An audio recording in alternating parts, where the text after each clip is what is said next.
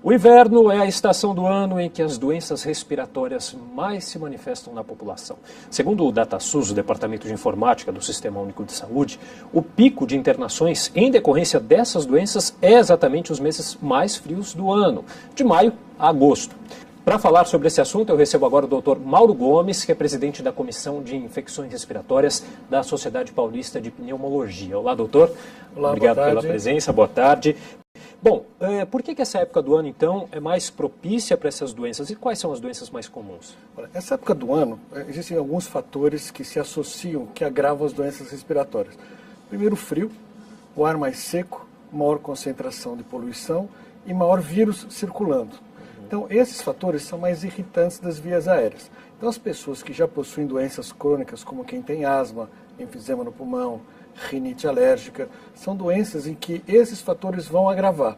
E as pessoas que não mantêm o seu tratamento regular, geralmente entram em crises nesse período. Então tem muita falta de ar, tosse, catarro, chiado no peito. Agora, quais são as doenças mais comuns, doutor? Então, as mais comuns são a asma. A asma mesmo? A asma é a mais comum. Rinite alérgica também tem bastante. Né? As pessoas que têm DPOC, que é uma mistura de bronquite com enfisema no pulmão, que é a doença do fumante, também são pessoas mais sujeitas nessa época do ano. E essa época do ano também acontece mais internações por pneumonia. Né? A pneumonia é uma infecção que dá dentro dos pulmões, então é uma situação que pode acontecer mais frequentemente durante o inverno. Agora, muitas dessas doenças têm sintomas semelhantes, né? Como fazer essa diferenciação? Bem interessante, porque as doenças respiratórias, de maneira geral, têm sintomas parecidos. Normalmente existe tosse, existe falta de ar, existe chiado no peito, existe cansaço. Né? Então tem todo um histórico. As pessoas que têm asma geralmente têm crises desde criança e adolescente e se prolongam na vida adulta. Quem tem a DPOC é uma doença que se desenvolve a partir dos 40 anos de idade em quem fuma. As infecções costumam ter muita febre, tosse com expectoração, catarro.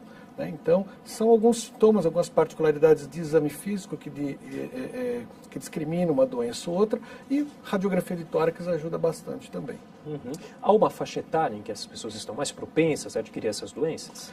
Todas as faixas etárias podem ser prejudicadas, especialmente quem tem asma, que já possui a doença durante a vida toda, nessa época do ano se agrava, ela pode ter a doença ao longo da vida toda. Mas, costumeiramente, essas doenças acontecem com maior gravidade, e as pneumonias principalmente entre as crianças e os idosos. Por isso que se recomenda a vacinação, especialmente para essas faixas etárias. Bom, no frio, claro, naturalmente as pessoas acabam ficando em ambientes mais fechados, né, aglutinadas, e isso acaba também contribuindo para a transmissão dessas infecções. Excelente, né? Excelente essa colocação, porque é mais comum mesmo a gente ficar em ambiente mais fechado nessa época do ano com pouca ventilação. Isso realmente favorece a transmissão de vírus respiratórios de pessoa para pessoa. Então é importantíssimo manter os ambientes bem ventilados e principalmente lavagem das mãos. Os vírus não se transmitem só pelo ar, mas é o contato com a mão contaminada de uma pessoa com outra ou com um objeto contaminado que pode transmitir. Então, lavar as mãos com frequência, se não for possível lavar as mãos a todo instante, passar o álcool gel, né, em toda a superfície da mão, gira bem a mão entre os dedos, para que minimize o risco de transmissão dos vírus. Há alguns anos, quando a gente teve um surto até de gripe, as pessoas adquiriram esse hábito do álcool gel, né?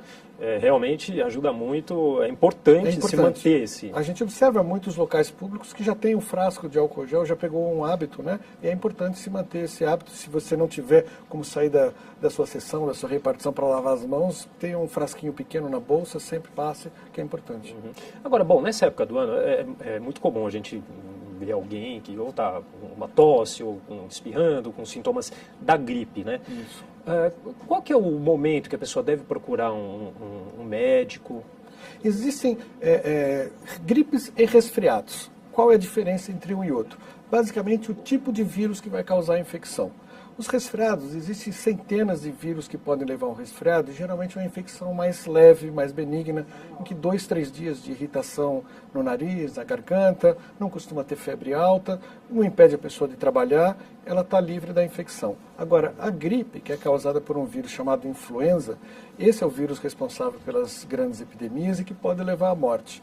Geralmente o vírus da influenza dá uma febre muito alta, aquela moleza no corpo, a pessoa fica toda quebrada, indisposta, não consegue ir para a escola, escola, não consegue ir para o trabalho.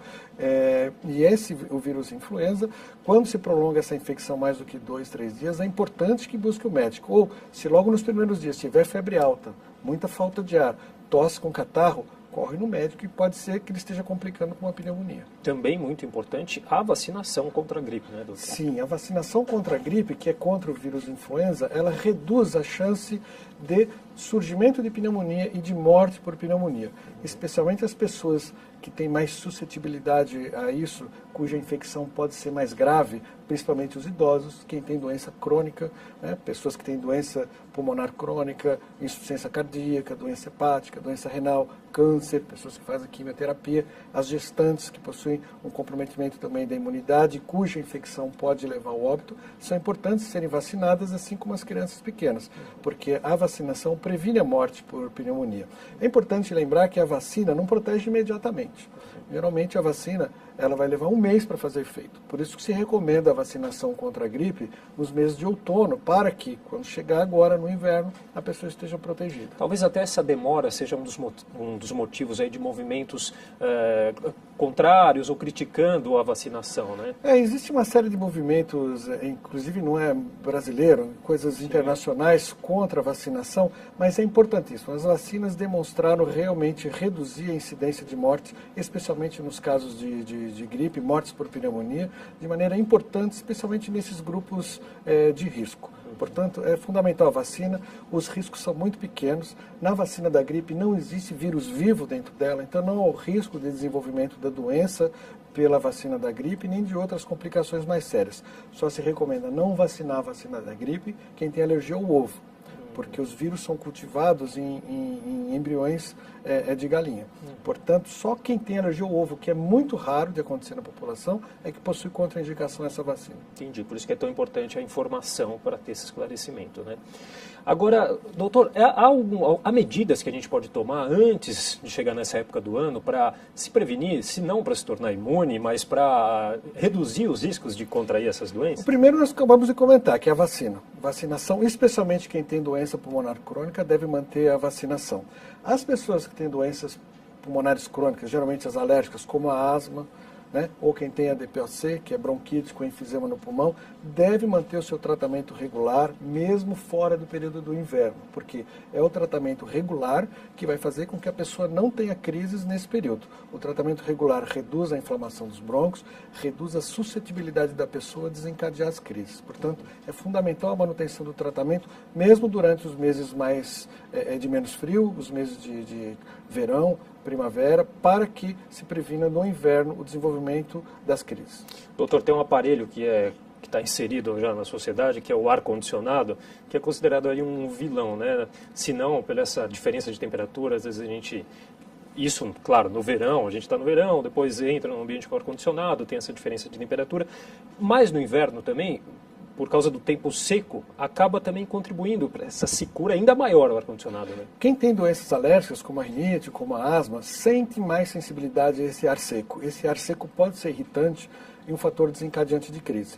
Quem está mantendo o seu tratamento regular dificilmente vai sofrer com isso. Quem não está mantendo, provavelmente vai sofrer com esse tipo de contato com o ar mais seco do ar-condicionado.